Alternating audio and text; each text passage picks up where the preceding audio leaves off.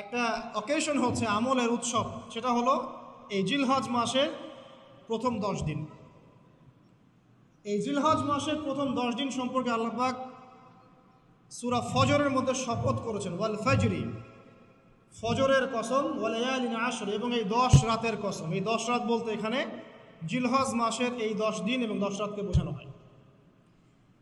এর ফজিলত সম্পর্কে নবী সাল্লাল্লাহু আলাইহি ওয়াসাল্লাম একটা হাদিসে বলছেন, সহিহ বুখারীর হাদিস, আনাস রাদিয়াল্লাহু আনহু ইবনে আব্বাস রাদিয়াল্লাহু আনহুমা থেকে বর্ণিত, নবী করিম সাল্লাল্লাহু আলাইহি ওয়াসাল্লাম বলেছেন যে মা মিন আইয়ামিন আমালু সালিহু ফীহিন্না আহাব্বু ইলাল্লাহ মিন হাযিহিল আইয়ামিল আশর।